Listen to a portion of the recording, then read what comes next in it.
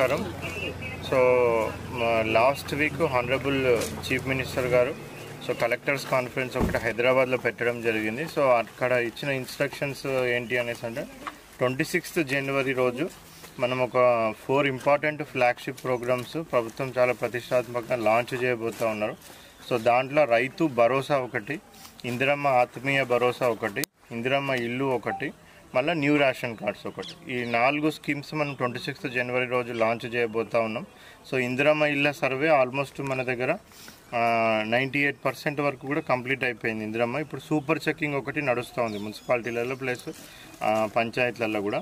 So ఈ super checking ఈ రోజు కానీ రేపటి కానీ అయిపోతుంది. సో ఇది అయిపోగానే దాన్ని బట్టి ఎవరైతే poorest of the poor eligible persons ఉంటారో సో వాళ్ళనే సెలెక్ట్ చేయడం జరుగుతుంది ఆ సర్వే ఆధారంగా, ఇందిరమ్మ ఇళ్ళ సర్వే.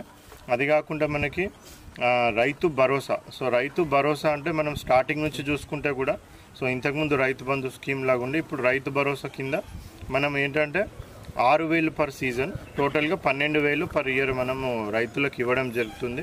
సో దీంట్లో యొక్క ముఖ్య ఉద్దేశం ఏంటంటే ఈ స్కీమ్ యొక్క ముఖ్య ఉద్దేశం ఎవరెవరైతే వ్యవసాయం చేస్తూ ఉన్నారో వ్యవసాయ యోగ్యమైన భూములన్నిటికీ కూడా మనం ఇవ్వడం జరుగుతుంది.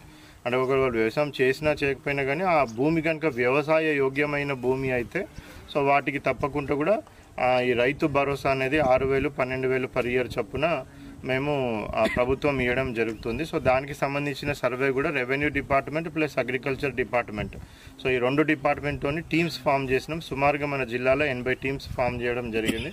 సో ఈ 80 టీమ్స్ కూడా ఈ కంబైన్గా ఈ సర్వే అనేది కూడా చేస్తూ ఉన్నారు. దీన్ని కూడా ఒక 3-4 డేస్లో బై 20th ఈ సర్వే కూడా మేము రైతు భరోసా సర్వే అనేది కంప్లీట్ చేసి ఏవైతే వ్యవసాయ యోగ్యమైన భూములు ఉన్నాయో సో వీటన్నిటికీ కూడా రైతు భరోసా అనేది మేము 26th నుంచి ఇవ్వడం జరుగుతుంది.